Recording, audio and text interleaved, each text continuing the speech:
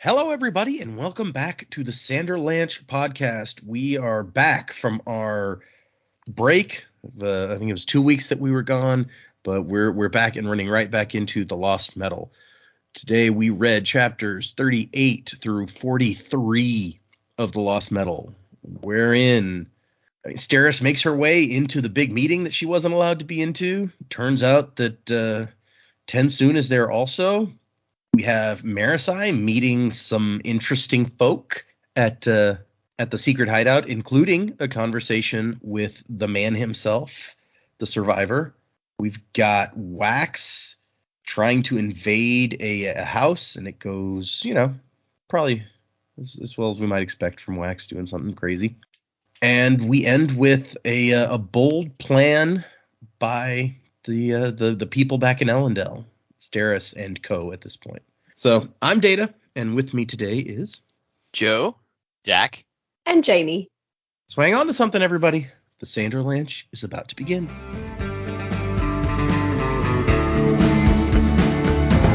No man can truly outlast all the mistakes of his past.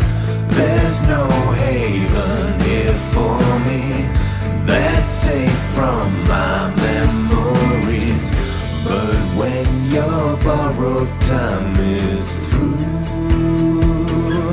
I'll be with you.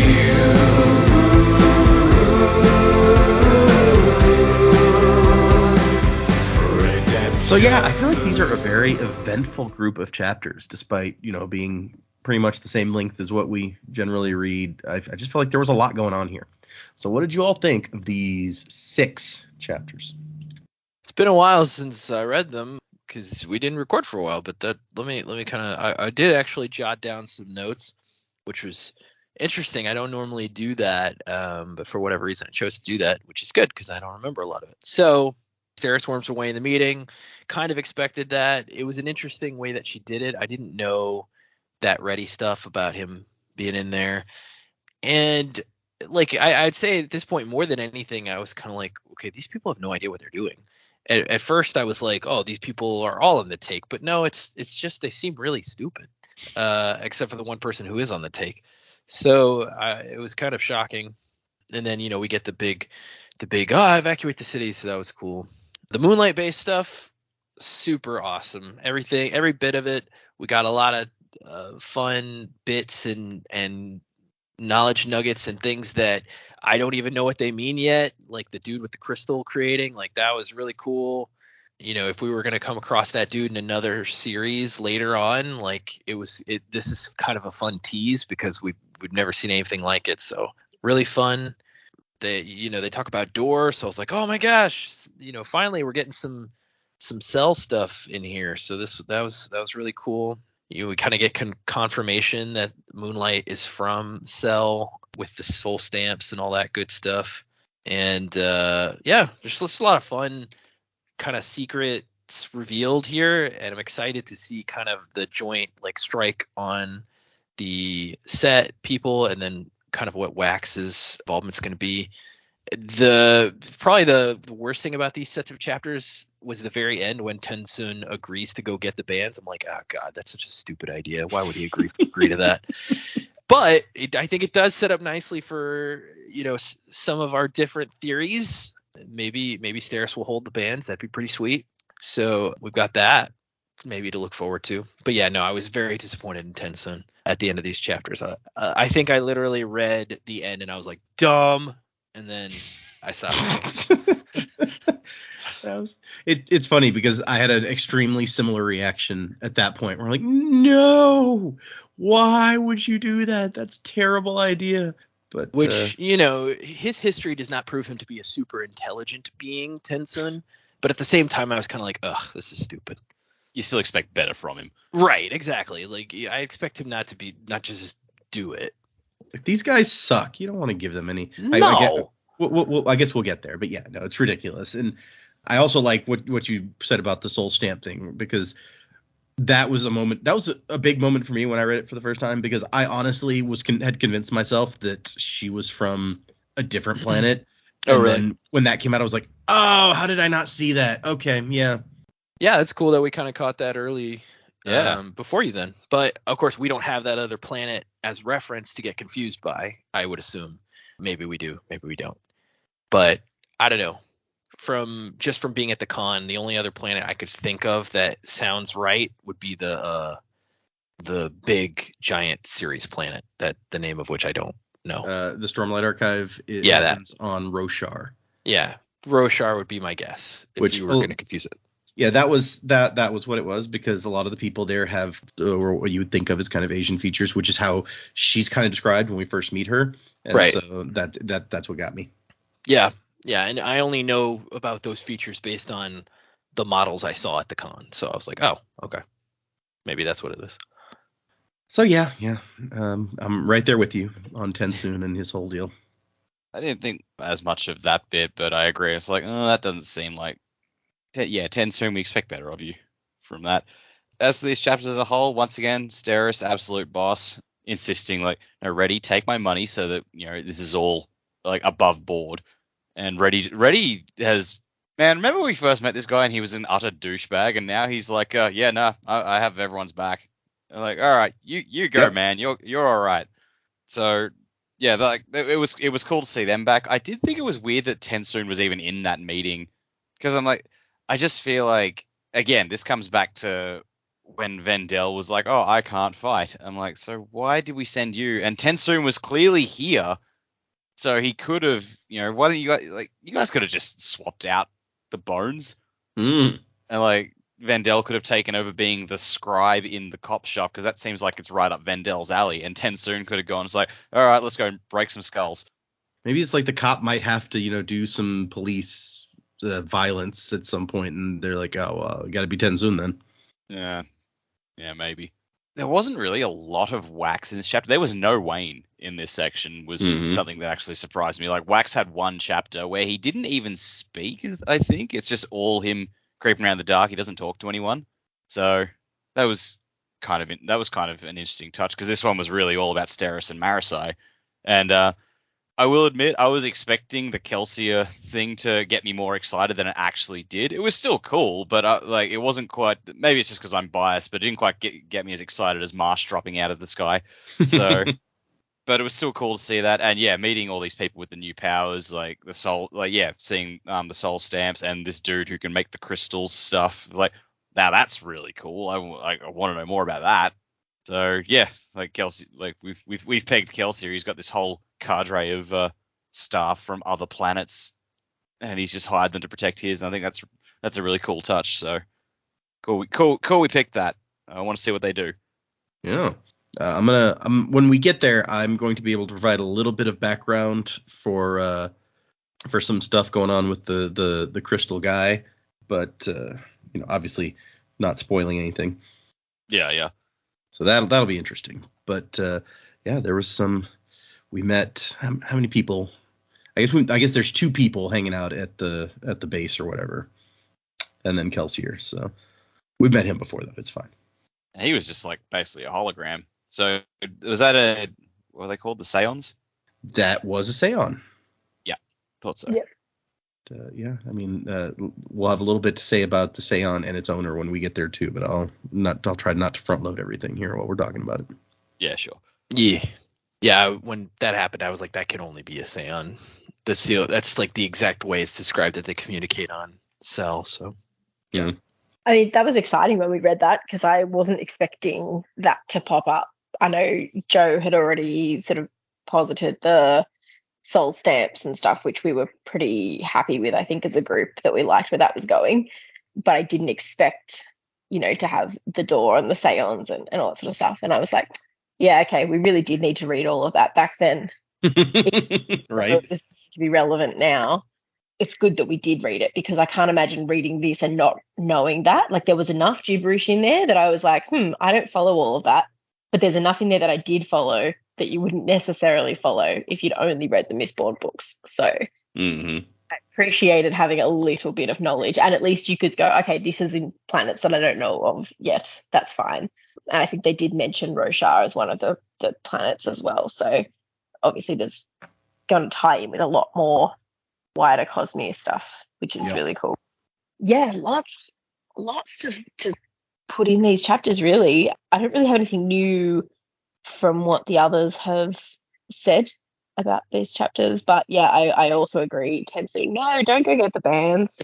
It's a silly idea, and I've got some ideas on that later. I actually really liked Steris and her internal monologue in her chapters as well. It's like, is this where I cut in? Should I cut in here? Yeah, okay. And then when she's like, see, this is why I over prepared. This is what's useful about this. I was like, you go, Steris. I love Steris. She's my favorite, for sure. I get really excited when we have a Steris chapter. I also really enjoyed that Wayne's doing Grandma's been at the vodka. I love that it's got a name. It's so good. So good. I'm stoked that we actually got to speak to Kelsey, even though we haven't technically seen him in person. The Seon was a really cool way to do it. He seems calmer, I think, than I anticipated. I don't know what I was expecting, but it's just like, yep, reasonable. Yep, this is happening. Okay, you do get our help. I believe you. Oh, Say's is having some issues. I better go and help him out. I was like, oh, I don't know what I was expecting, but it wasn't like calm, concise, rational. I don't know. I don't know what I was expecting. For his first appearance in really his first appearance in this set, like the second phase of Mistborn. Mm-hmm. Yeah, I wasn't sure what I was expecting, but it was good. I like that we got him back. I like that we got Tensoon back. Yeah, a lot of fun. A lot of cool places that this can go. I did have a thought at one point. I was like, they're all off doing their own things. And I was like, oh, what if we never see them all get back together? Like, this might be just they're on their own paths now for the rest of the book. That scared me a little bit, but we'll see how it goes.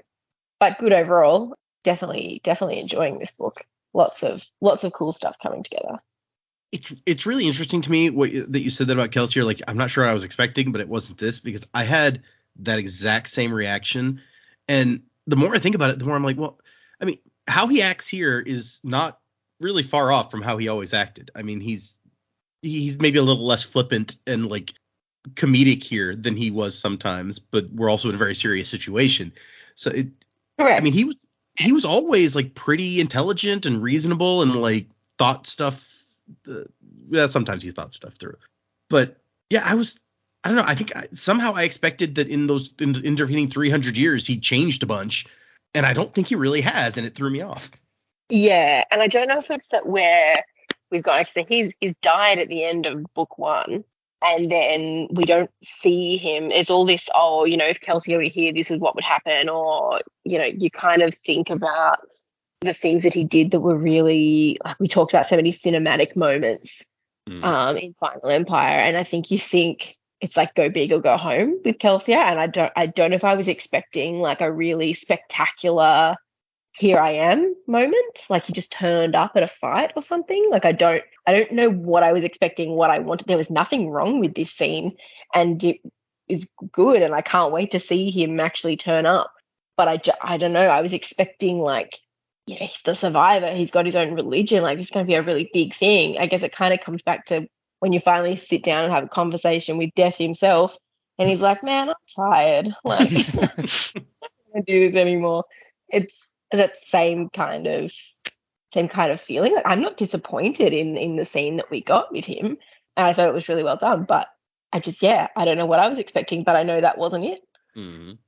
It's funny that you mentioned like the dramatic entrance, because Wax got a really dramatic entrance a couple of books ago, and so I guess it's like, okay, well, this is Wax's series. He's the one who gets the dramatic entrances here. Although Marsh got a pretty dramatic entrance last time also. Yeah, I mean, you would expect it to be for Wax, so. Yeah. I guess after you have the Wax dropping into the middle of the fight and the Marsh strolling into the police station, we needed a less dramatic entrance, and no one expects Kelsier to be the least dramatic person in the room. It's true. Yep. Okay. No one expects a Kelsier undramatic introduction. No. I mean, as undramatic as it can be when you have a glowing head appear in the middle of the room, like Jor-El, Master of Scheduling, and sure, and a spike through your eye. Yeah, it's like he's going to get introduced several times throughout the book in each, like, even more undramatic ways. Like the next time we're just going to pop open a door and he'll be sitting on the couch eating Doritos, and then it'll get to the last time in the book, and that's when he saves it all for that one. Yeah, they're actually possum Ritos, Dak. Yeah, they retired and made a possum chip empire. It's a crunch, a bunch, a munch, a possum. Possum. Okay, let's get into these chapters. We have a lot of ground to cover this time out. Before that possum nonsense goes any further. So Steris dramatically enters the governor's chamber, says that she throws open the door and like strolls in along with Constable General Reddy, who apparently he gets to be on these councils or whatever. So that was Steris is riding his coattails. So we've got Reddy and we've got Constable Gorglin here to be the record keeper. I really wanted her to walk in and then them be like, "Well played, Clark." So, does anyone remember the previous mention of Constable Gorglin that we had in this book? Yeah, as soon as Reddy said, "Oh, it means Wayne was right," I'm like, "Oh, he was the giraffe guy." Yep, Constable Gorglin, Marisai's former partner, who Wayne says is a giraffe, and who Wayne drew a picture as a giraffe in a constable outfit that went into the big file of crap that Wayne has done. And so I love that somehow he detected awesome. this. You know, I hate to do this again, but it's another Final Fantasy VII reference where Red 13 is in a soldier uniform and he can't walk right. He looks weird. It's all come together. I wonder if it was like something about the accent that tips Wayne off, or what exactly it was. But he knew something was up with this guy. Yeah, sort of chewing on a raw meat bone. That means he's a giraffe, right? Wayne, I don't think giraffes eat meat. Are you sure? And so the governor's just like, wait, what's she doing here? And Reddy's like, oh, Lady Ladrian, she's a subject matter expert on my payroll. And then we get Steris' thought of, as of 15 minutes ago at least. And she insisted that he actually pay her a single coin so that it's all above board. Steris is just like, you're technically correct. The best kind of correct. Totally what Steris would say. And the governor's just like, I mean, did she tell you that I specifically excluded her? And Reddy's like, yeah, but since that was a stupid plan, I decided to not do that. It's like, what's that? What's the Sam Jackson movie where he says it's like... It was Avengers. It was Avengers. I recognize that the council has made a decision, but given that it's a stupid-ass decision, I've elected to ignore it. Yep, so that's Reddy here. He gets to be Sam Jackson. Yep. There's some casting for you. Constable Reddy? I don't think he's got quite the... I think Sam Jackson's too powerful for Constable Reddy. Too powerful. Yeah. He's too much of a badass motherfucker for Constable Reddy. Yep. And so basically what the people in the room have decided apparently is that, it looks like it's going to be war. Lady Hammondess is like, I mean, yeah, we got to do it. And Lord Set agrees. That name Hammondess threw me. Is that like meant to be like a offshoot branch of Ham's family? Yeah, I guess maybe. Like that can't be coincidence. No, I wouldn't think. Yeah, I would imagine that's got to be what it is. That's how I read it anyway. Yeah. Ham had to come up with like a family name after the world was remade, and he's like, the girls can be Hammondesses and the guys can be Hammonds. And so Reddy is kind of shocked, and I think Steris is kind of shocked also, because they walk into the room and apparently they've already decided that we're gonna have to go to war. And Reddy's like, with what army are we going to war? And Adawathwin, the secretary governor or the lieutenant governor, is just like, oh, we've come up with like conscription plans, and we have a very capably trained constabulary. And Reddy's like, wait, whoa. My people are not soldiers. And Set pops in like, yeah, but I mean, no one's a soldier until they're trained to be, right? So and the governor's going to put martial argument law. there. Right? And Reddy's just like, no, I won't stand for this. And the governor's like, you don't get to choose. The constables all answer to me, ultimately. And Reddy's like, oh yeah, well, we can quit. You can't make us fight. And then Steris tries to jump in, and Adawathwin's like, actually, that's exactly what a draft is. We're going to make you fight. That's how it works. And Reddy's like, okay, and who's going to lock us up if we refuse? Which, okay, fair call. And that's when Steris jumps in with, everyone shut up and listen, or I will barf on the table to get your attention. I get that it worked once, Steris. I don't know this is a well you need to keep going back to. Sure, she keeps the ipecac on hand anytime. Pay attention to me. Bleh. But it worked. It got everyone's attention when she vomited, and then when she threatened to vomit. It's fine. It works. True. Yep. I guess go with what works. Yeah. Look, not gonna lie, if someone vomits on a table in front of me, they've got my attention. Doesn't matter if it's the first time they do it or the 10th. I'm like, I'm not ignoring vomit on the table. Yeah. No, after the 10th time, trust me, Dak, you're just like, ugh, again. Okay. Somebody clean that up. Get them out of here. But it's still got your attention, and even momentarily.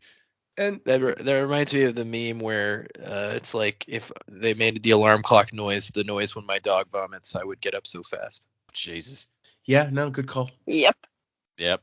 But so Steris jumps in. She's like, war is not the answer here. I mean, look at what's been going on. They want us to attack. They've like built military. They've done all this stuff. They've done all this posturing, but they haven't actually attacked because most of the people don't want to fight a war, and definitely not against Elendel, where half of the population, including probably a lot of their families, live. And then Set's like, or maybe they just know they can't win. And she's like, that's actually even worse because then they might do something crazy, like unleash a weapon of cataclysmic relevance, which is an interesting way of putting that. I don't think I've heard that phrase exactly before. It's so relevant, cataclysmically. And Adawathwin's like, yeah, the bomb, we know. Whatever. This bomb you speak of, so magical bomb. Bomb threats? We don't take bomb threats seriously. Yeah, that always really annoys me because it's like, if there's one thing you want to take seriously, even if it's a complete hoax, it's a bomb. Yep. Probably, yeah. And then Lady Gardry, who was previously mentioned as being one of the less warlike people in the government, is like, doomsday weapons, are we really going to entertain these fantasies? And Steris is like, she's got to be in the set. I used to think it was like the governor or Adawathwin, but they're both too obvious. Steris felt far more comfortable upon identifying her. It was like finding a snake in your intimates drawer. Yes, it was alarming, but at least you could close the drawer and know where it was. Which, if it got in there while the drawer was closed, it can get out while the drawer was closed. There's a flaw in your logic there, Steris. There's no way. It's not great logic. Yeah, we once had a snake in our backyard, and we watched that damn thing for a couple hours while we were waiting for the snake catcher to come and get it. And that thing tried to climb our back fence and couldn't, kept falling down. And we're just like, yeah, he actually doesn't know how he got in here and he can't get out. Snake catcher rocked up at the front door. I took my eyes off it for 2 seconds. When I looked back, fucking thing was gone. Snake catcher was in the backyard for 30 minutes and it did not show up again. He was just waiting for you to stop watching. He couldn't let you know how he got in. But he humiliated himself trying and failing to climb the fence. It's all part of the plan. Watching a snake fall down like about a meter height is like, that's an interesting experience. All you need is like the slide whistle thing from the cartoons. Whoop! Finally, Steris is like, okay, this might be the right time to reveal yourself. And Reddy's like, what? She's like, no, not you. That guy. And Gorgolin's like, how did you know? Process of elimination. We were promised more help. Malon said that there were multiple Kandra among the constables, but only gave one name. And you walk awkwardly when you have to use a two-legged body. And so, yeah, Gorglin is 10 soon. And he does his transparent skin thing to prove to everyone what he is. And he's like, yeah, Harmony wants me to let you guys know that Steris is right, and you should listen to her. I like how after hundreds of years of playing like people, because one lady was like, I think you should, I want you to be a dog. And then he spent the rest of his life as a dog. Now he can't properly impersonate a person. He's He used to be like the best. He was the best. But also, it's like, oh, well, that jig's up. Okay, everyone, God has said you need to trust her. I'm like, wow, God couldn't come with that save any earlier. He couldn't have sent one of the other random Kandra in to just Ghost of Christmas, past and present, future them. Just say, hey, listen to him. Now you got me thinking of another Sam Jackson line where he's like, what happened to you, man? You used to be beautiful. Jackie Brown. I'm just picturing like Harmony reenacting a Christmas Carol with 3 Kandra as like as the ghosts. He could totally do it. Be great. Yeah. It could even be the same Kandra, just with a different set of bones each time. Yeah. And Marley. Just a one Kandra show. No, Marley would be Marsh. He's just like, says, do I have to do this? And says is like, yes, it's important. Fine. So I Reddy's think mad. Marsh best suited for the Ghost of Christmas Future, but that's just my opinion. That's a good point. Yeah, that's true. So Reddy's mad because no one told him. And she was like, I thought maybe you were the Kandra for a little while, but it's one of my favorite moments where she's like, I don't think Harmony likes his Kandra impersonating important officials. Except that once. And the other one. But those were exceptions. Just reminds me of like a Family Guy bit.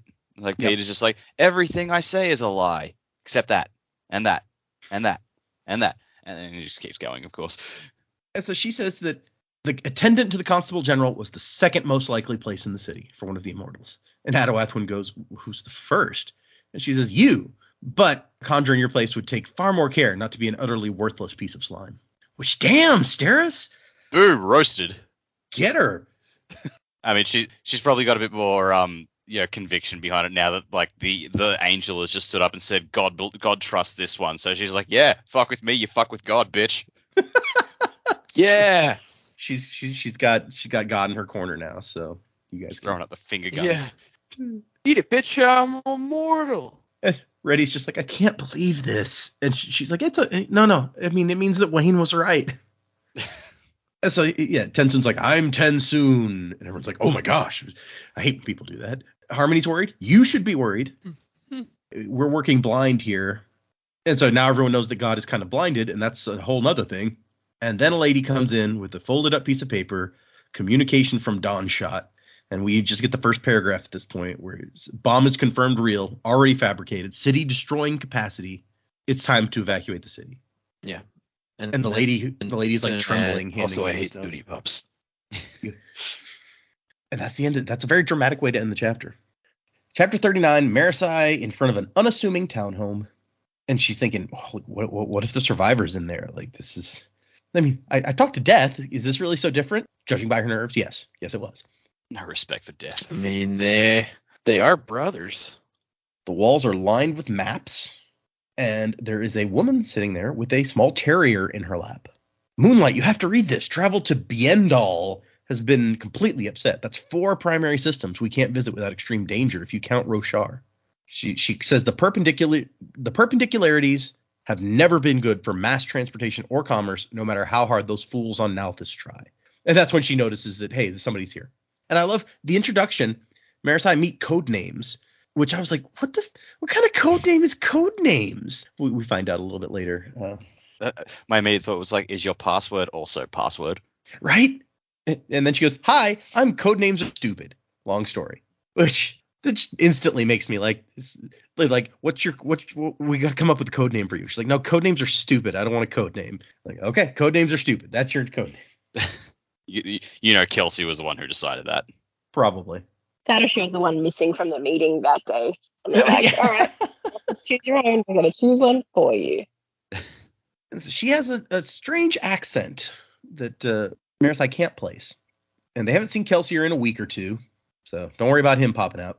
And she tries to have Moonlight read the report. And Moonlight's like, what language is this even in? And she says, oh, Thalen. It's fascinating. You should learn it. And she says, I'll stick to using connection tricks for languages. Thank you. Which presumably it's like those medallions that the Malwish had for language. She's using some sort of connection trick, she says, with a capital C connection. I mean, if Kelsey is responsible for all that down there. Sure. When we know that she rewrites histories with soul stamps, so she could use that, I guess, to change her connection to understand languages. Yeah, maybe. Well, she could just stamp the book and say, as though you are written in English, or whatever language they're using. But the implication here is also that while Moonlight uses connection tricks, Codenames just learns these languages, which explains her weird accent too, because I guess she just learned the language. And Moonlight says his twin soul here. Codename says Lily and I will go and grab him. So I guess the dog is Lily. And Marasai starts looking at the maps. One of them is her whole planet in a more detailed map than she's ever seen. And so the other maps must be other planets. And she's just kind of like blown away.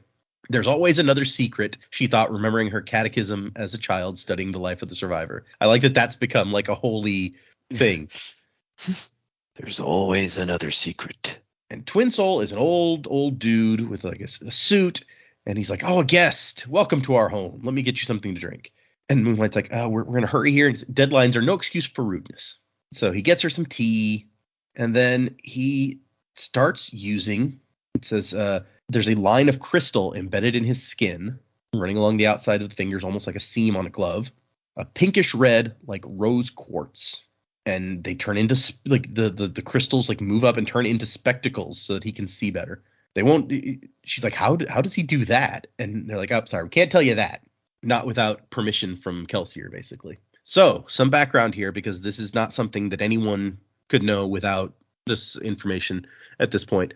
There are 2 major unpublished books by Brandon that he lets people have. You can get the prose version of White Sand by signing up for his newsletter, and he'll send you that. You can read that version. And so White Sand was a book that he wrote early on that he thought was just a little not quite good enough to be published at this point. That's why eventually they turned it into, when somebody came in, they're like, hey, we want to do a graphic novel. Do you have anything? He's like, I have this. This might work well as a graphic novel. It just never quite worked as a novel. But I have read the prose version of White Sand. The graphic novel actually makes some nice improvements. But that's one. The other is called Aether of the Night, and it is with both of them you can tell why he doesn't think they're quite good enough to be published. There's some issues with them. And Aether of the Night was actually written before Mistborn, and it's got some not exactly even gods, like powers that you can really see. Like he took a lot of ideas from this to make Ruin and Preservation when he did Mistborn. But the magic system in Aether of the Night, which for the audience, you can get that if you go to the 17th Shard. They their forum, they've been given permission to like give this out to people who request it. So for anyone out there who hasn't read Aether of the Night and wants to, that's how you get that. Will we read it? Is it part of your? So that probably he said that in the future he will write like an updated version that'll probably be changed a lot from that. So eventually, hopefully, when it's written, that yes, we will read, but it's not on the list yet because we don't know when it will come out, if ever. So, but that's one of the sacred projects. Aether of the Night, the magic system consists of what they call Aethers. I think there was like 4 main ones. There's the Beastin, something like that, where like people have body parts removed and animal body parts grafted. Ooh. There's one Aether that turns you into a machine and you kind of live forever as the machine. But one of the primary ones that we see in the book, and I forget how many Aethers there even are in that book, but one of the primary ones that we see is called Amberite, which they have an amber colored crystal in their palm, and it creates crystal. They can create crystal stuff. Usually in the book you see it like used to create swords and things. This seems to be an updated version of that idea, where it was called Amberite there. It seems to be called Rosite here, but what it does is very similar. So he's in this book seems to be bringing in for the first time some canon references to that world that was in that unpublished book and that will someday kind of be brought in. That's interesting that it's not from like an established work like that's, more fleshed out or whatever. Yeah, and so I think it's really just planning ahead at this point, and so he's starting to introduce some of these ideas. But that's why I was like, I'll give you guys some background, because in the actually published stuff that we're reading, there's no way that you could have that information. But some of us do have it because some of us have read that unpublished book. So fair enough. But a lot of the stuff that he says in the course of these chapters and his appearance in this book seems to imply that there have been major changes to what that world is going to be like. So even I probably don't know much more than you guys about what we'll eventually see. Yeah, he's done enough retcons and everything. Redacted. Maybe it's a secret project that's coming out. I think that we'll at least see some stuff related to it in a secret project. I don't think it's one of the main books, the 4 books exactly. I wonder if that's one of the things he's going to give to his partner to like work on, but maybe not. Yeah, who knows? I'm very curious to see where that goes. Actually, is what kind of stuff we see from other people.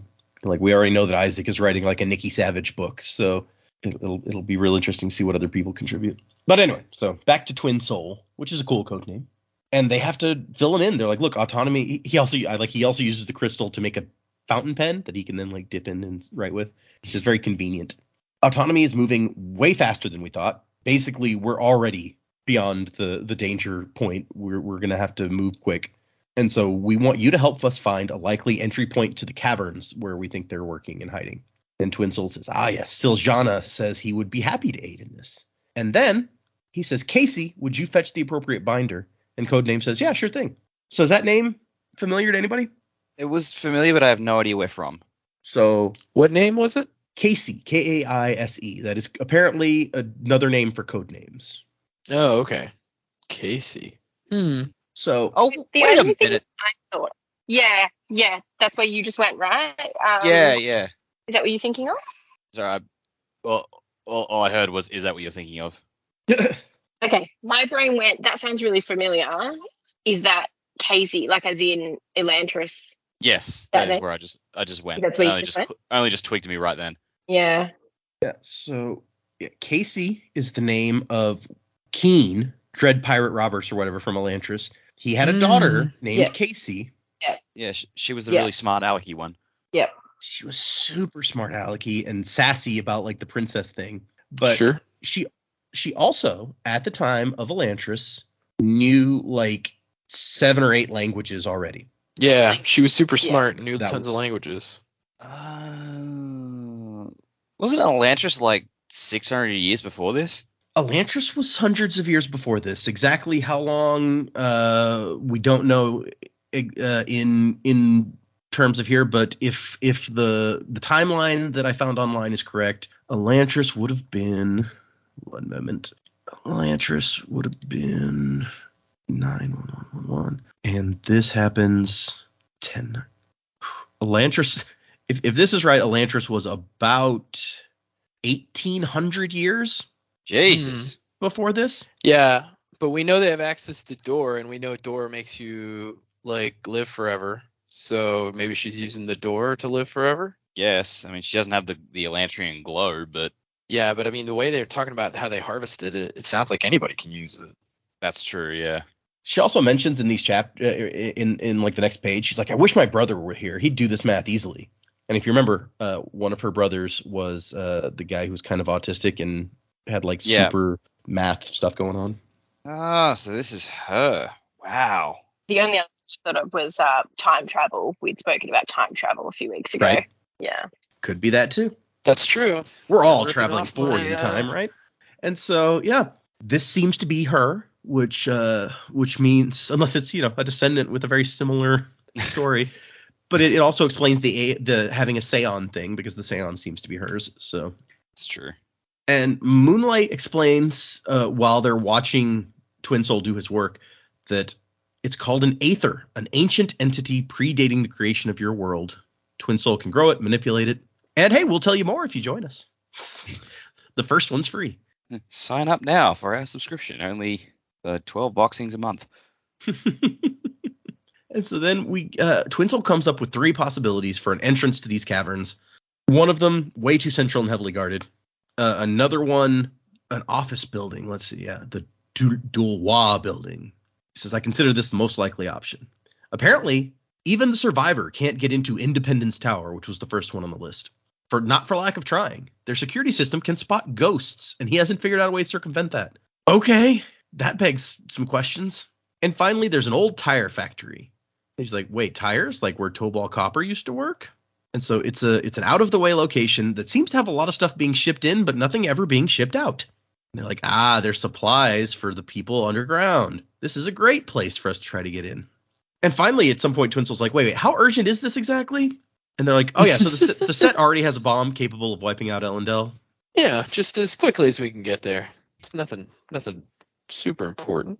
Basically, it could happen anytime. And he goes, by the first Aether, we should contact the master. And Moonlight's like, Codenames, is your special friend around? So yeah, they go up and it turns out her friend is a glowing sphere of light the size of a child's head, which is a weird thing to compare something to in general, I feel like, but whatever. Yeah.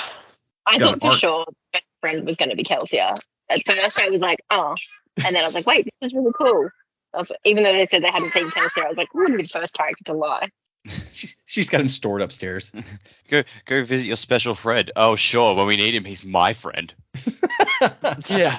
That's what I was thinking too. It's like, oh, it's only her friend. Like she's the only one that's friends with Kelsier. Okay. Kelsier doesn't like the rest of them, actually. Are they having an affair? Ooh. I kind of got the feeling that she was like on the desk, waiting for visitors to come in, reading her article, and maybe she's playing secretary a little bit. It's like, well, she's gonna know where he is if he's around. Yeah, no, I like that actually. That would have made sense. The ball of light goes over and says something to Marisai that she does not understand. And Marisai's like, is that some kind of spell? No, he said he was pleased to meet you and complimented your hair. So I guess the Seons have not learned languages as much. Sure. And so she tells it to contact Kelsier. Presumably, I mean, she speaks in the language that Marisai doesn't understand, but we always saw Seons like you just hey, call so and so. And so it turns into Kelsier's head. Yeah, Which she says not before not before the music comes on. It's like doon doon doon doon doon doon doon. Future Skype. She's shocked that most of the paintings and statues are actually accurate, except for the spike through his eye. Which I wonder if Kelsier's around here like, hey, get that right. Yeah. I don't want you making me look dumb. Also, I know this is like a very sudden dramatic moment for her, like a dramatic turn, but did she not think like, oh, kind of looks like that statue we saw? And so they're like, okay, yeah, Twin Soul's here, Moonlight's here, and a visitor, Marasai Combs. And he's like, Marasai Combs, we've been watching you. That's not creepy. I mean, it's no, I know why you're sad, but Yeah. I gotta ask, what can he see? Because Codename says, oh yeah, Twin Soul said we should talk to you, and he's like, is he there? And Twin Soul responds. And like anytime anyone else talks, like Kelsier can hear them. So can he only see code names but can't see the rest of them, but he can hear everything? Like, or does he have like the different icons flashing up anytime someone talks? You know how like the Seon takes the shape of the head? Yeah. That's talking. I just assumed that it would take the shape of her head, or Casey's head, and then could hear everyone else but couldn't see anyone else. But I like the idea of setting up like a Zoom call. It's like whoever's talking at the time. Yeah. Better software update on the Seons. Jamie's first thought is how I pictured it, but I don't know. For all I know, I could just be turning into whoever's head is talking. And so Dawn shots in Bilming. We think the set's ready to move within the day. Harmony's blinded, Marasai pops in with. And Kelsier's like, damn it, I'm 12 hours away, moving quickly via airship. So presumably he's coming from the south. I mean, I don't know where else he'd be coming from in an airship 12 hours away. He has his own island, supervillain style. Could be. Volcano Island. Wow. Yep. Ooh, hang on. fancy. Let's go back to that map of the whole world. Where was that? Yeah, the Shrouded Isles. That seems like a place he would hang out. It does, doesn't I it? just figured he was hanging out. With his friends, the Southerners, who know him as the Lord Ruler. Yeah, I mean, airship is their tech, so that makes sense. He just has his own. He bought it. It's fine. Well, I was about to say, it sounds like he's the one who made the tech for them, or at least led them to that tech. So yeah, he's like, guys, I'm God, and I own the patent on these, so you got to give me at least one. Right. But so they explained that like they've got a bomb, a Trellium Harmonium bomb, and they've maybe got a long range delivery device. They're prepared to do something stupid. And Kelsier, he's very even-handed here. Where he's like, I mean, it's not stupid as much as desperate. Like Autonomy has said that she wants to destroy the whole planet. The set is trying to save us the only way that they know how. But that doesn't mean that we're going to let this happen. And then Marasai's like, Lord Kelsier, I'm going to try to stop this bomb. I wouldn't mind any help that you want to give. And he says, I don't have the luxury of holding back. I shouldn't have left for the south. So it wasn't the south. Yep. How many full Ghost Blood agents do we have in Bilming? And Codename's like, just the three of us. So I guess whoever that guy was driving the taxi, he's not a full agent. He's not ghost-blooded. Yeah. How quickly can we get the Elendel agents to Bilming? And Moonlight says they're all embedded. We'd have to use dead drops, several hours at least. So he's got agents around, but not a lot here in Bilming, I guess. Yeah. I like how all the spy terminology is the same for them, too. They use like words like dead drops and stuff. Right? Yeah. Yeah. I mean, it just means that Brandon doesn't have to try to explain it to us, like what they're talking about. Yeah. Like, oh no, I spy him stuff. Dead drops. No, I get it. And so Marasai says, hey, send those Elendel people to my sister. Like, she's trying to get the city evacuated. Kelsier doesn't seem to have much respect for the Elendel government, but does he ever respect any government? Let's be honest. Yep. Codenames, you take Deo, which I guess is the name of the Seon, and see to it. I doubt the field team needs a philologist for this mission. And then he says, Shri Prasanva, I hate to pull you from your evening's quiet scholarship, but I'm going to need your help. So I assume that this is Twin Soul's real name. Heck of a name. Twin Soul's way easier to say, so I'll go with that. Yeah. And Twin Soul says, Silajana sends his regards and wishes he could send you more of his Aether bound to aid you. And Kelsier says, Moonlight, you help Miss Combs. It's time for something drastic. Take the stores of Purified Door. The command is respect. Authorize the other cells to access theirs as well. Which some of that made sense. And Twin Soul's like, we'll stop this, my lord. When you arrive back in Elendel, you will find it pristine and welcoming. And he's like, I'd settle for the normal, dirty, grouchy city. So I wonder if Kelsier's just been like hanging around like, Ellendale and other major cities in the basin and just nobody notices all this time. Because in the previous book, there's all this mysterious, like, he went to the south and then came and they built this temple way up in the mountains and he vanished afterwards. Maybe he's just been hanging around. Yeah, could be. And so then there's a cool armory full of weapons, but even more interesting is that there's a safe with no locking mechanism that she can see. And Moonlight says, "Respect me." Something clicks and the door opens. And she's like, "Is that another identity lock?" No, this is more secure. It's a lock that is awake, capital A, and can tell from your intent, capital I, if you've been given a passcode or if you've stolen it. A lot of words. Yeah, that is cool. A lot of words they're throwing around though here. Yep. With no explanation.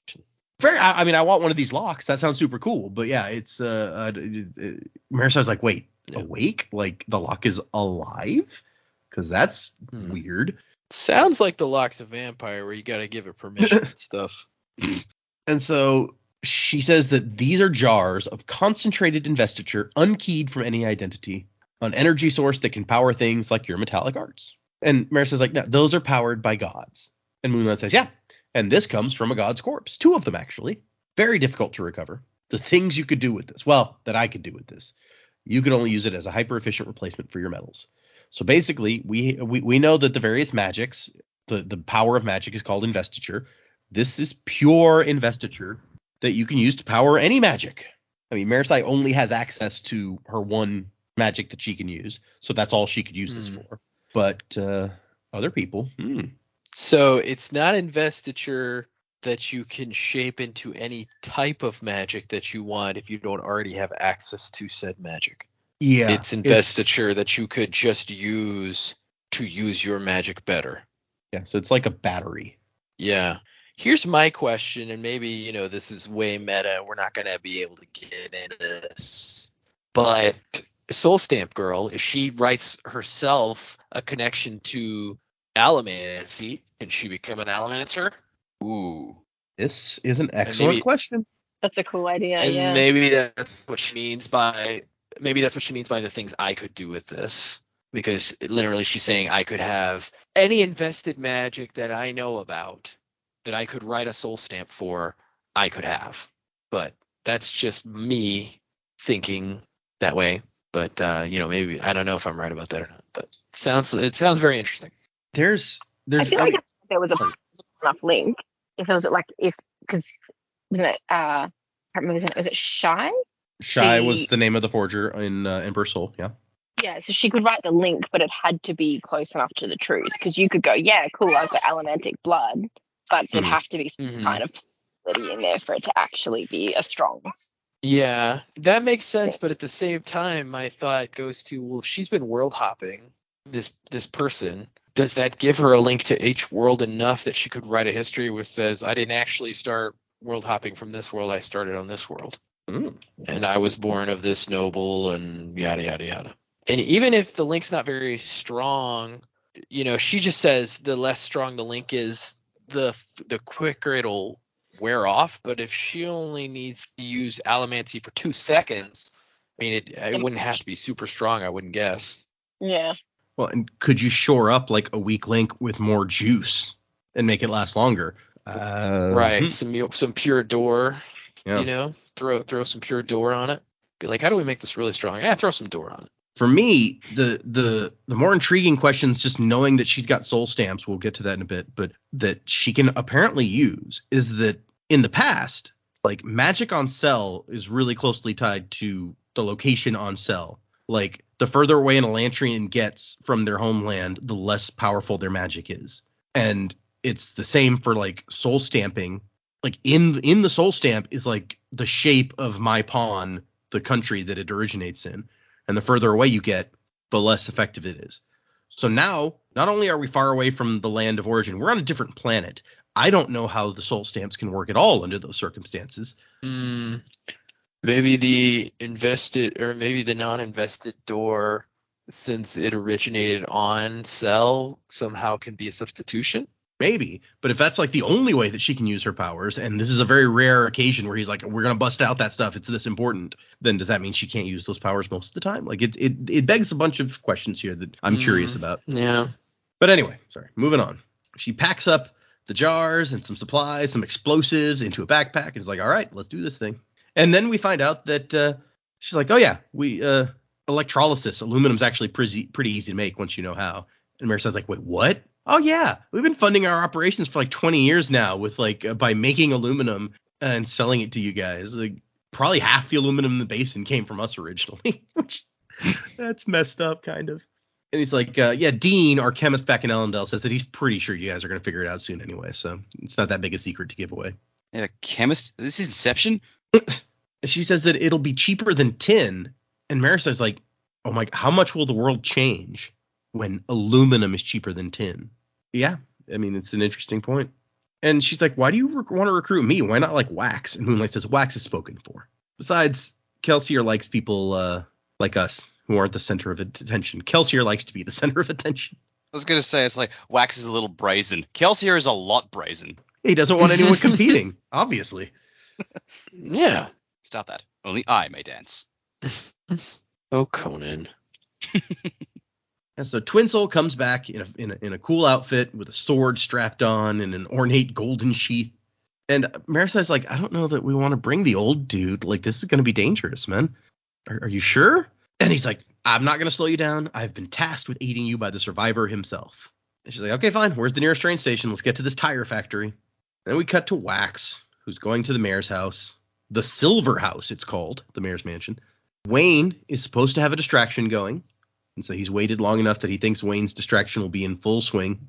And he pops up and grabs onto like a windowsill and gets himself in. And this is where he thinks that Wayne was probably doing Grandma's Been at the Vodka, his favorite ploy for drawing attention, but not gunfire. I don't know if there's... It is, right? I don't know if there's ever been a bad name for one of these plans. I'm just imagining it. It's just like he plays an old lady that's like, no, you know what? I'm going to scratch that. This one's even better. He plays a young man who's like, you got to come help. Grandma's been at the vodka. She's gone crazy. He's digging through Gabe Entrone's place, not finding a lot of interest, although he does find a calendar with some interesting little notes on it. Gabe has been going someplace that regularly that he's able to move back and forth from pretty quickly, which tells him something. He also finds some letters that he steals, just pockets those real quick. There's something about trajectory and distance tests that apparently was some ways off. This section reminded me. I've told Data this, but I've gone back and started rereading Mistborn, the first era, and so I was reading the first book, and I was telling him, it's kind of weird not having to wait, just read it. But also, there's a point when Kelsier has just killed a noble and is hiding the body to plant it on another noble house, and it's an Entrone. Yeah. And I was like, oh, look at Kelsier killing that Entrone. Way to go. You didn't do a great job, but the bloodline still exists. Apparently. I didn't remember that was an Entrone. See, yeah, it all comes back around. Yeah, it all comes back around. And, Techiels and Hastings and all sorts of stuff. Yep. But the last entry in the calendar is the same day that Wax is here, and all it says is they arrive, which, yeah, that's not creepy at all. Yeah, it had a very foreboding, quite literally alien sense to it. It's like they're coming. Yep. And so he's looking for a safe, and he's got some allomantic abilities with his metal that he's so good. I don't think we've seen stuff like this before, where he's like, if you let the lines start to drift apart and separate, one thick line can become lots of little lines and connect you to the various mechanisms inside, which this is like some very high level steel pushing. And so he finds a lock that he says that there's allomantic locks where no one can see it. Only somebody with the ability to you see, the steel or iron lines can either push or pull on the keys or the little tumblers to get them to unlock. But obviously, since everyone only has one allomantic power, the locks are made to either be all push or all pull, except this one is not working right. And it takes him a while to realize this is designed for someone who can do both. This is designed for someone using hemalurgy to cheat. Or, a Mistborn. but whatever. Yeah, I mean, there's no Mistborns hanging around that they know of, so he's like, that means I'm out of luck. And then there's smoke. Shouts and alarms, and am I smelling smoke? This is bad. But he manages to find a trap door, and just as the smoke is coming in, he's down the ladder and into wherever the governor's secret, or the mayor, sorry, his secret trap door leads. Can't possibly be anything bad. And yeah, that's our one Wax chapter. You're right. Wax doesn't say anything. He has no one to talk to. We cut back to Marasai. Marasai and crew are on an elevated train, driving around. And Marasai's got an internal monologue, nothing too crazy going on. Until finally she's like, okay, Moonlight, if I'm going to be like the leader of this group and you're going to help me, I need to know what you can do so that we can plan. And Moonlight says, art criticism, fighting if needed, wisecracks when appropriate. Oh. Yeah. It's good. It's good. I meant extraordinary abilities. And Twin Soul says, her wisecracks are extraordinary. They're so remarkable, I quite often can't see which part of them is supposed to be wise. I like that we're getting like a Wax and Wayne relationship. Like there's a long-standing relationship here that we're just seeing the edges of. Excellent comeback, Simmons. That's a burn. She has 3 soul stamps, 2 universal stamps, and 1 essence mark. So we remember the essence marks from before when Shy uses one to like completely change her own history and make herself someone different. Which Moonlight mentions that kind of suggests that is what hers does. So that really made me think, oh yeah, this is Shy. Either that or it's a Forger who has the exact same MO. Yeah, it might well be Shy. And they weren't easy to do, so only the best of the best could make them. Is that right? Yep. Yep. They took a really long time for sure. Right, and she says she's an art critic, so we got that going. Yep. Yeah. Although if it's Shy had like 5 essence marks once upon a time. So if she's only got 1 now, I'm curious what happened. Yeah, maybe she's like, I only need 1. I'm that good now. Yeah, she's had time. But she said she has 2 universal stamps, and Twin Soul explains stamps can rewrite the nature of an object. She has 1 that will make a doorway appear where none previously existed, and the other repairs a broken or worn object to make it look new. And this is beyond any soul stamping that we saw in Emperor's Soul, because in those cases, you had to be very, very specific about the item that you were changing and its history. These 2, you can apparently just walk up and use on anything.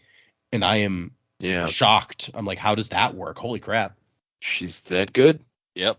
But how useful is it to be able to just make a door appear in any wall? Mm-hmm. She says it's something I'm practicing still. Stamps that will work on any object, I mean. So I guess this is new even to her. Requires invested ink on this planet. And Marissa's like, how often can you do that? Oh, as many times as I want, but only for a limited period each time. And she's like, that's magic? And Moonlight says, well, is allomancy magic? And Marissa says, no, of course not. That's science, right? I love the idea that's like, I can make the door appear as often as I want, but only for a limited period. And then at the end of that period, the wall just goes, hey, wait a minute, that's not supposed to be there. Zip. I didn't have a door. Where did that come from? But yeah, I just love Marisai's perspective where she's like, no, this thing that I've grown up with is obviously not magic. Like, that's just how the world works. And Moonlight's like, yeah, okay, see, the same thing is true, just, from my perspective. So, and Marisai's just like, whatever, it feels like magic to me. Jeez. It made perfect sense to be able to pull and push on metal, but rewriting the past of an object? Oh, Marisai. And so Moonlight says that the essence mark is only for emergencies. It changes me in dramatic ways, and I avoid using it if possible. Which, if she's only got 1, and if this is Shy, then I'm like, is it one of the ones we've already seen? Or is this a completely new and crazy one? Yeah. I don't know. Maybe if she's on Scadrial and protecting Scadrial, it like changes her into somebody who would live on Scadrial. Yeah. Like maybe it makes her a Mistborn. Maybe she's the Mistborn. Oh, or maybe it makes her an Inquisitor. That'd be messed up. Oh, jeez, that'd be hardcore. And then we go to Twin Soul, and he says, she asks, are there limits to the objects you can make? And he says, I can only maintain Rosite objects under certain fields of investiture that some planets have naturally, but yours does not.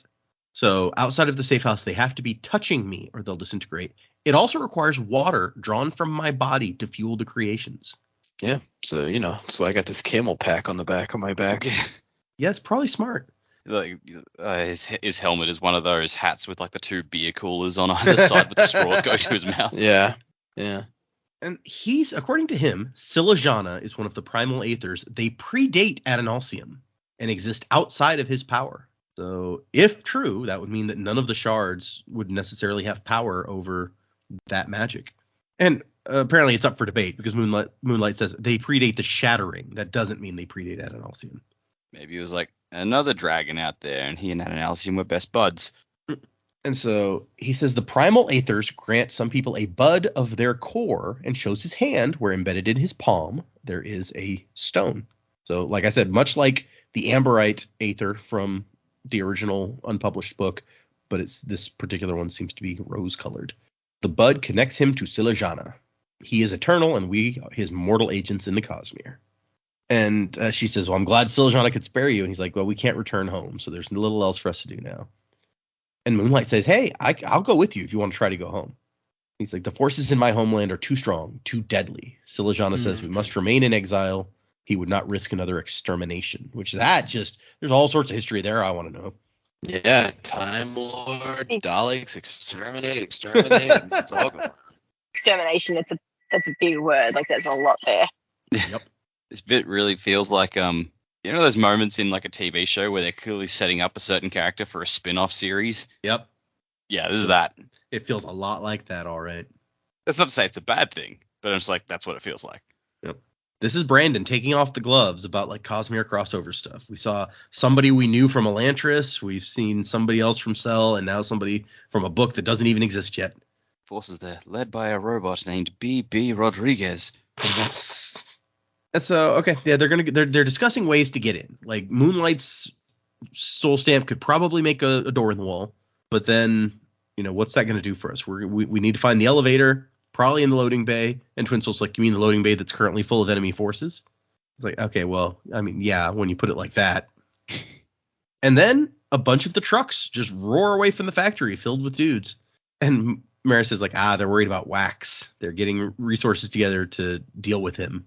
And Moonlight's like, well, I mean, maybe. And Maris says, trust me, where Wax goes, fireworks follow.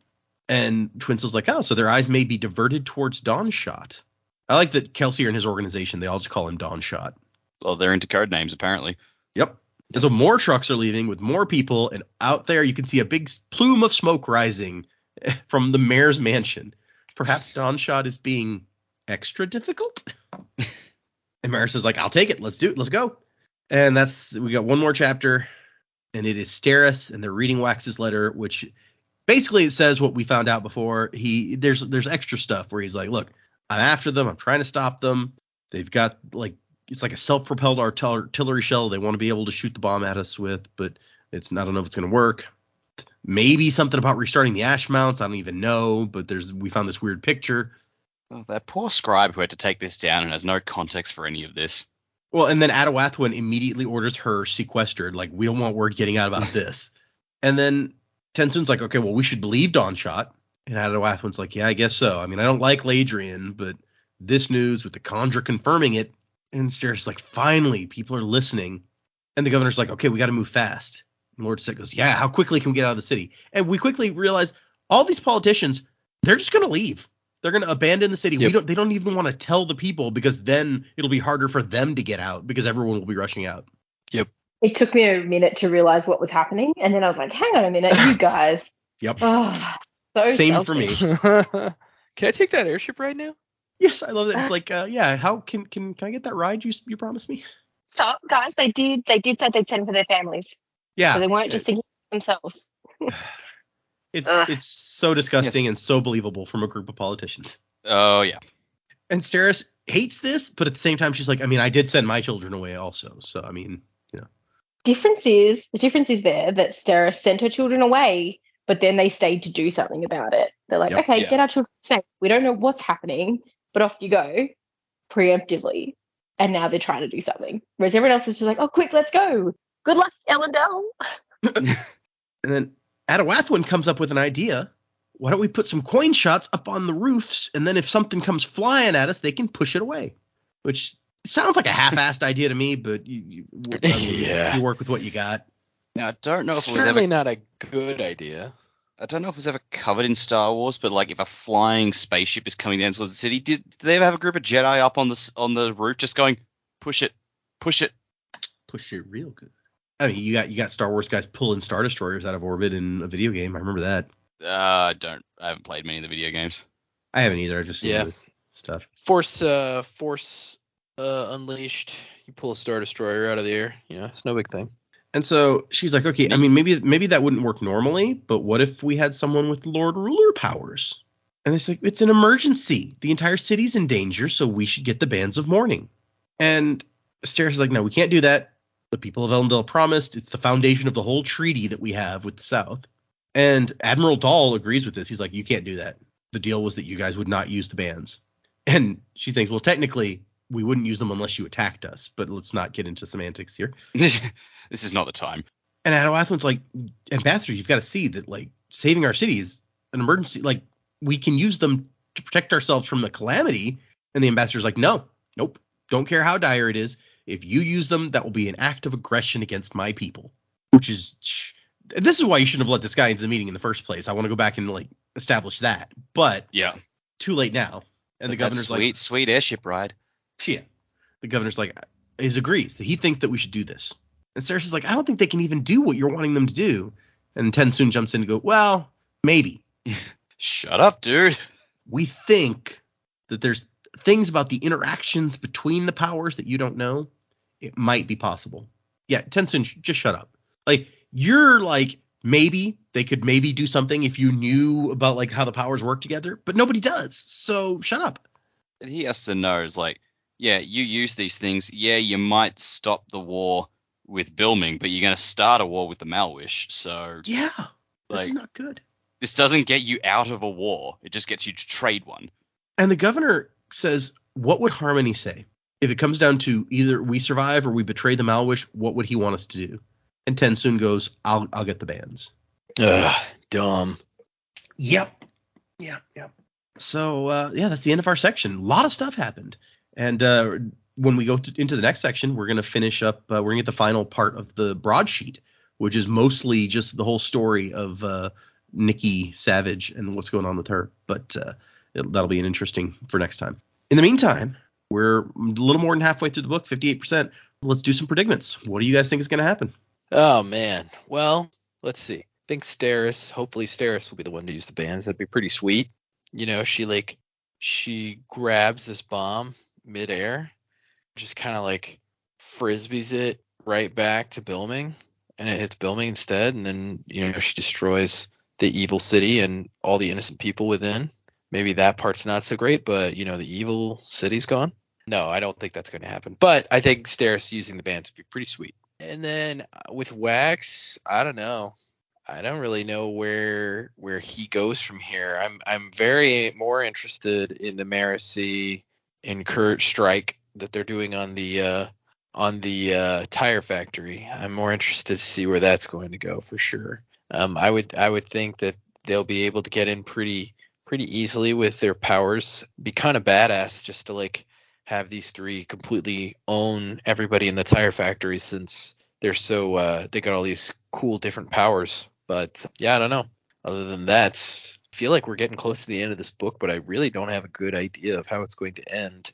I've thrown out my theories of maybe Wayne dies or fakes his death or something, but that's really, I don't have any like sound trail of how that's going to happen. It's just a theory I threw out, especially since the beginning of the book was so Wayne centric, but I don't have a lot of support for that. So I guess I'm just kind of in a wait and see point at this point, but there's some general things anyway that I think might happen. Yeah. Okay.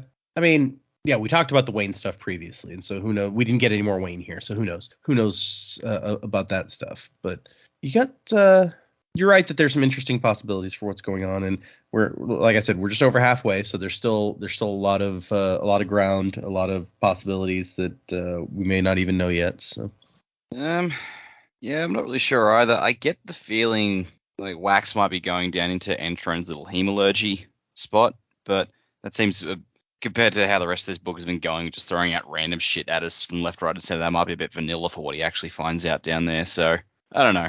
I get the feeling that now that Kelsey is giving us a deadline of when he can be back, like he said he's 12 hours away. I think, yeah, we may not be paying attention to how much time passes in this book, but once that deadline is up, Kelsey is going to drop down and give his big flashy entrance then.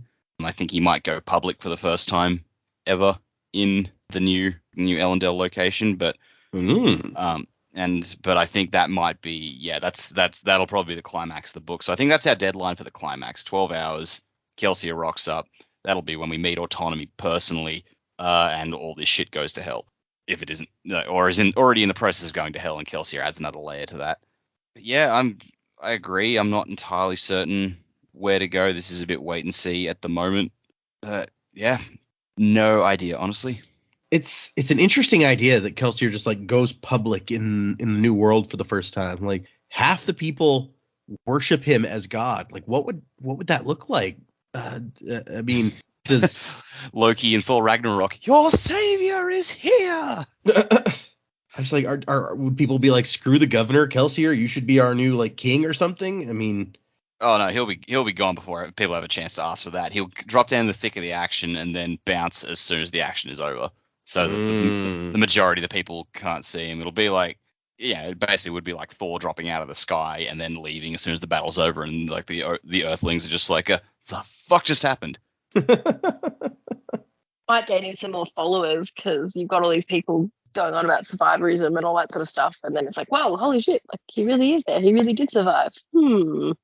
Actually, the thought occurs he could be the person to repair the Malwish and Ellendale relationship, because they both have people who look up to him. So that's true.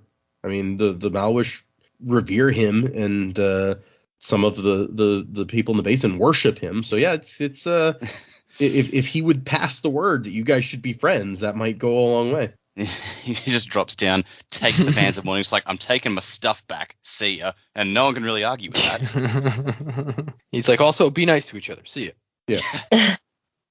Really, given how little he would have to do, it almost seems messed up that he doesn't do something about that. But I guess, I mean, once you jump in and start doing that once, like you have to do it all the time, and then people are looking to you to make all their decisions. So yeah, it might be best not to. I don't know. Like there's enough faith in him to do it. Even after he died in the first trilogy, no one was just like, oh, Kelsier has forsaken us. Everything. People still worshipped him.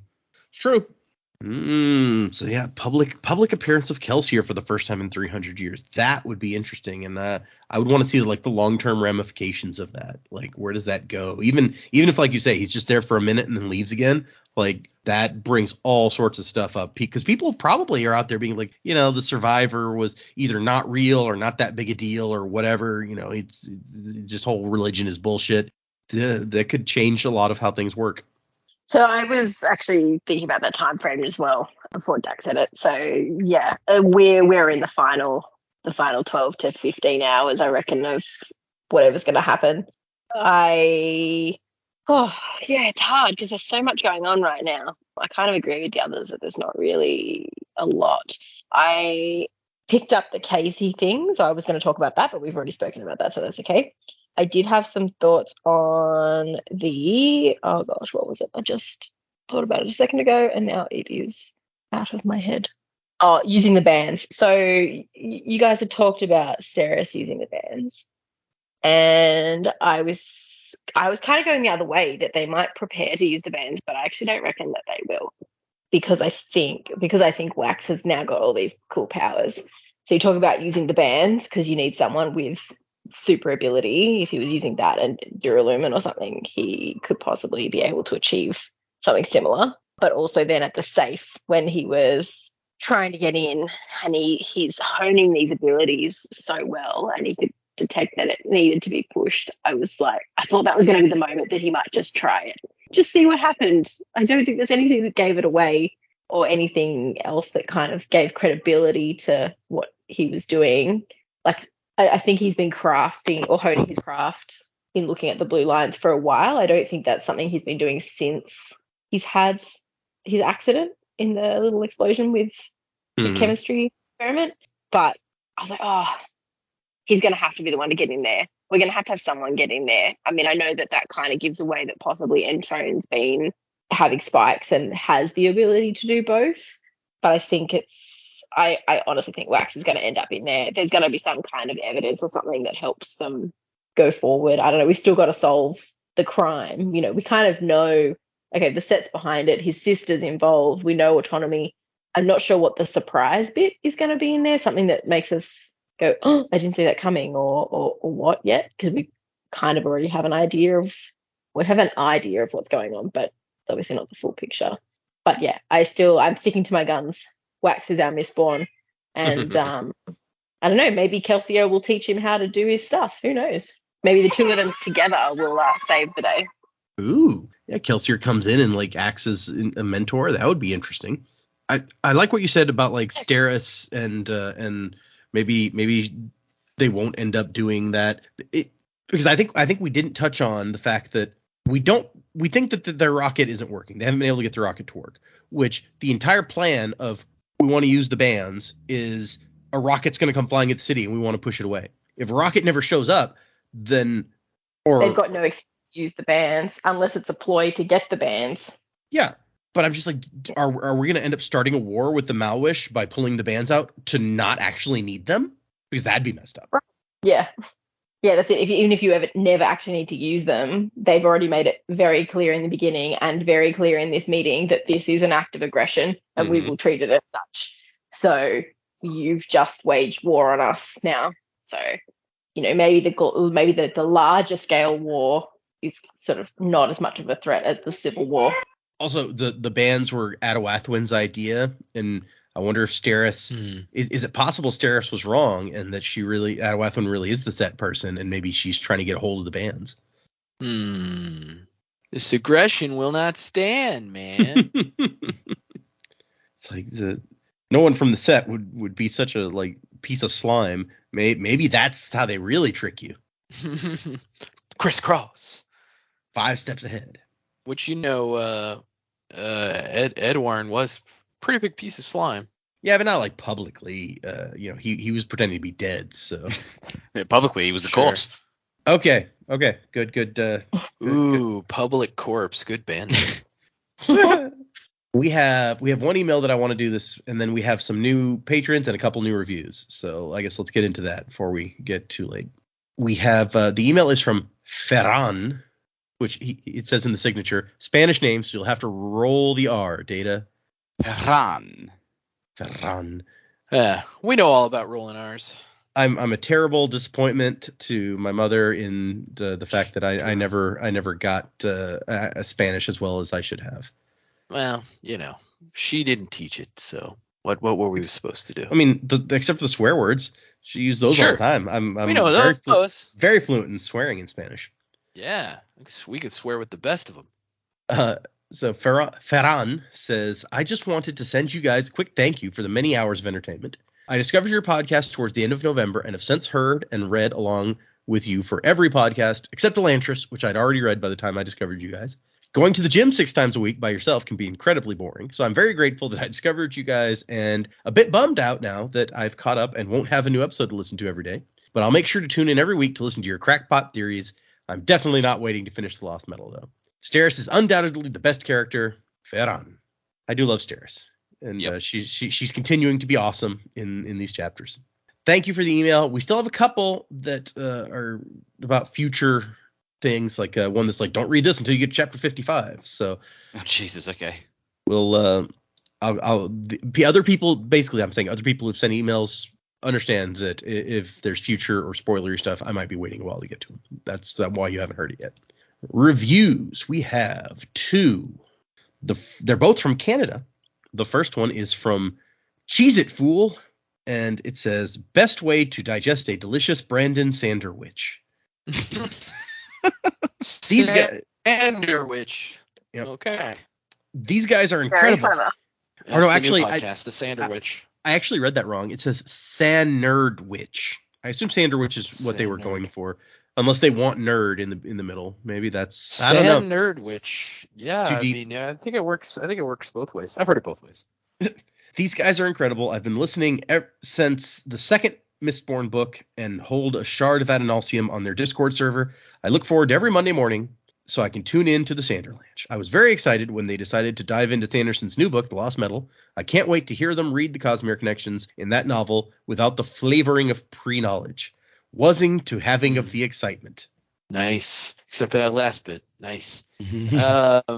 Well, hey, first I want to personally thank you for being a shard. That's super awesome. Can't believe you did that. That's so cool. Also, since you already are a shard, you're more powerful, but I'll go ahead and sign you a misting power anyway. You are a slider. Ooh. Not many sliders have been awarded since we haven't been doing these books that long, but I like sliders. Not the little hamburgers. Although also those. I like those too. So just all around. The TV show sliders. Not necessarily as much. Now, what all can sliders mean? Okay, sorry. Second one. This one is from Corrupted Midnight, which is a very cool username, I gotta say. Great podcast. I personally find hearing people's first opinions on Cosmere books incredibly interesting. If you also enjoy hearing people read through book series for the first time, I highly recommend this podcast. With 3 new readers and 1 host who has read all of the Cosmere books, you get lots of interesting perspectives. 107 episodes in and still hooked. nice. Nice. It's a good review. What's the misting for what Marcy is? She's a 'Cause cadmium I threw out misting. slider, so I figured I'd go with the other one. A cadmium misting is a pulsar. A pulsar, or you're a pulsar. There you go. Slow and steady wins the race, as they say. Okay, and then we have 3 new patrons to touch on here. Oh wow, it's all going on today. It's been a while since, we didn't That's record true. for 2 weeks, and before that, you weren't here, so I didn't do the new patrons at that time. So, Yeah, wedding, blah blah blah. Yep. So the Hey, first If one, there's anybody who hates going to a wedding, it's me. the first one is a misting level patron. The name, I'm gonna try my best to pronounce this. The first name is Odd, ODD, and then it's Vetrus, VETRHUS. Okay, cool. What's the like say specialty, the memory version of the ferrochemy? What's that called? Oh, copper ferrochemy. I think it's. Hold on, I'll look this up. I think it's an archivist, but let me make sure that's. Yeah, that sounds right. I have a list. I just don't have it in front of me, but I'm pretty sure you're right about that. Yeah, archivist. Yep, you're an archivist. The next one is a Ska level backer, and their name is Kevin. Kevin, you're a steel runner, man. That's a good one. Mhm, And finally, mhm. another Ska level backer, Lawrence. Lawrence, Fire Soul. That's it. That's what it's called, right? Yeah, Ooh. that's a good one. I think we've had several Fire Souls. That's a nice one. I just like the way it sounds. Yeah, I agree. It actually sounds way cooler than the power probably is, but it's, I just like it. Oh man. Okay, so thank you everyone who sent us emails, everyone who left us reviews, everyone who's a backer on Patreon. You guys are all awesome. If anyone wants to send an email, the address is thesanderlanche@gmail.com. If you want to find our Patreon, it's under the Sanderlanche, or you can go to our website, thesanderlanche.com, and there's a link to our Patreon. There's also a link to join the Discord if you are interested in chatting there. We've got a couple different people doing their own first-time read-throughs, and they've got like their own threads going as they're reading through books for the first time on the Discord. So that's become a cool thing that some people are doing, including Dak, an old friend of ours. He's I brought him into the Discord to be a mod while I was going to be out of town for a while in case a mod was needed when I wasn't around. And since then, Reynos, as we know him, he's gotten involved in the Discord channel, and he started his own little thread, and he read through like the first trilogy of Mistborn books and the second era also, and he's been keeping people up to date on what's going on there. So it's very cool. Oh yeah, and Joe met Reynos when we went to Salt Lake City. I'd kind of forgotten that. Yeah, it was a super nice guy. It was a pleasure, absolute pleasure to meet him. What else? I know you just plugged this last week, but I feel like we should plug it more often. What else can they find on the Patreon there, Data? On the Patreon right now is me reading through for the first time. First it was The Lost Metal, my reactions, and now we're currently doing chapters of Tress of the Emerald Sea. I think the last ones to go up were let me look. As of this recording, the last ones were chapters 10, 11, and 12. And because we didn't record for 2 weeks, I have made a decent amount of progress editing the Possum Hunters, which should come out. I need to get right at this point. What I really need is to get like the sound effects. Yeah, what I'm missing, I thought that part might be a little difficult, so I apologize for that, because I was like, well, I mean, it's an audio like radio show, so it's got to have some kind of sound effects. It can't I'm just be sure there's dialogue. like soundboards and things I can go out and get. I just haven't dived into that part of it yet. Yeah. Okay. Yeah. Well, There's plenty of free sound effects sites up on the web, so you should be able to find something. Yeah, I appreciate all the work Data has done he edits I don't know if you guys know this. He edits the podcast himself. The Possum Hunters thing, I wrote the script, we recorded it, but he's been editing it. So, a lot of the burden, and then he's doing the extra Patreon stuff. Almost all the Patreon stuff, I mean, all of it at this point, but almost all of the content that we've planned so far has been him doing it, him recording it. So, round of applause for him because he's doing the most and then some. So we really appreciate you guys backing us and enjoying the content. I hope you guys are enjoying what he's been doing so far, because it takes a lot of time for him to do all that extra stuff on the side too. And also, I hope when it does come out, you guys will enjoy Possum Hunters. It was fun to make, and hopefully it'll be fun to listen to. And I think that's all I wanted to say. For next time, we're going to read 6 more chapters. 6, 44 through 49. And we're over halfway through the book, over halfway through our episodes. We're on the downhill slope now. We're going to, after this episode, there will be 6 more in this book, and then we are done with all of the currently released Mistborn stuff. How crazy is that, y'all? The new chapters, they arrive. Yeah. That is crazy. And I've said it before, but I'm just going ahead putting it out there early. After that, my plan as of this moment is that we will move into White Sand. So Joe and I, because they still haven't shipped my actual comic, Joe and I will probably be reading from the digital version, and so that is available on Dynamite's website if you are interested in purchasing the digital version of the omnibus. So if you haven't read that, if you haven't read the comic and you want to follow along, that's a good way to do it. If you, like I said, you can get the prose version for free, and there's some changes. The general shape of the story is pretty much exactly the same as the prose version. The changes are mostly in the details. Like there's at least one major character who is a woman in the comic instead of a man in the original version, and stuff like that. So if you want to go out and just because you want to follow along, you just want to go out and sign up for Brandon's newsletter so that you can get the prose version for free and read that so you can follow along as we do the comic, you can probably get away with that too. Just hope everyone will be interested as we dive into the comic, even if not everyone has their copies yet. I'm very disappointed to not have mine. I don't know if you guys are all excited too, those who did back the Kickstarter, but I'm really excited. I know I can't read it yet, but just to see the artwork on the hardcover for these secret novels, I'm excited to get my copy of Tress in hardcover so I can check it out. Yep, I got my first box. Originally, the Hoyd box was going to be for February, but because of delays with the book, they ended up doing the Hoyd box for January, and then they're going to ship out as February's box the Tress of the Emerald Sea box. So I opened my Hoyd box. There's some cool stuff in there. Some stuff that I was like, what? Like there's a mouse pad, which I was like, I don't know who still uses mouse pads, but I guess it's cool. Stuff like that. Oh, dude, I'll take that mouse pad. I use mouse pad. I decided to use the mouse pad at my office, so it's now sitting on my desk at work. But it's that Hoyd picture that we saw at the con where it's like there's like planets floating and stuff. Yeah, it's a nice picture, and so I got the little mouse pad.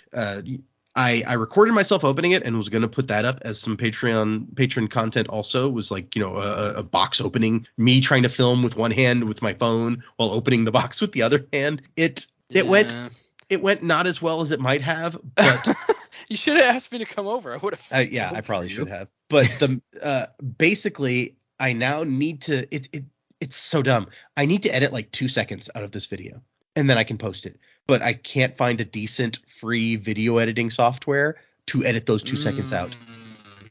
So yeah, I'm working on it. If you could send me the file, I've got one. I can do it. Okay, I might do that. I'll like text you the file from my phone or whatever. But yeah, so probably that video will come out, and then as more boxes come in, I'm gonna do more like box opening videos and try to post those for patrons also, so that even if you didn't back the Kickstarter, you can get a look at some of these items. Wait, so, it's on your phone. You can just use your phone to edit the video. Can you edit a video on your phone, really?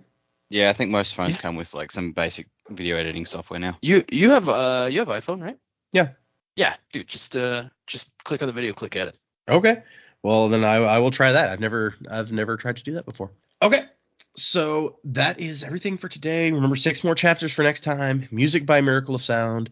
Thank you so much to everyone who listens, everyone who backs, everyone who emails, everyone who supports the show in any way. We love you guys. We appreciate it. Come talk on the Discord. Just we love it. We love it all. It makes me feel good about making the show, that everyone, so many people enjoy it so much. So 6 chapters for next time, and wuzzing to the time of next. Colo?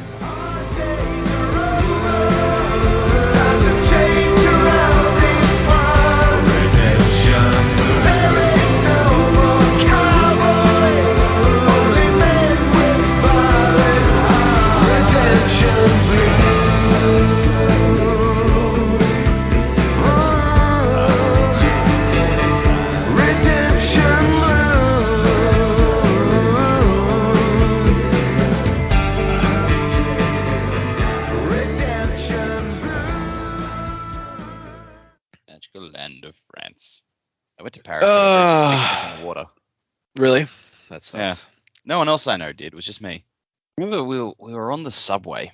Me and my dad were on the subway. I can't even remember where we were going from or where we were going to. We're just sitting in this train car, and then like this one dude comes through the door, and he gets up and he makes some big announcement to everyone in the car. I don't understand word because I never spoke French. But I just remember while he's making this announcement, he had this big fucking white rat sitting on his shoulder. And it was just like, it looked like it was just trying to help him dictate the speech, because it was just like looking at everyone, sniffing away and occasionally like pointing and shit. And once he was done, he just walked on up to the next car and just carried on. No one reacted to him. He just kept going. I'm like, what the fuck was that about? Why does he have a rat? It's like, that is just a riddle for the ages. I'll never know what that was about. Yeah.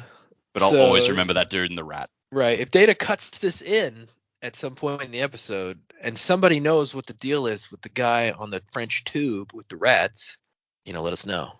That was in like September 2005, if that helps. Yeah. In case someone else saw him at that time. Yeah, you're pretty young then. You were like, what, 16, 17? 16, yeah.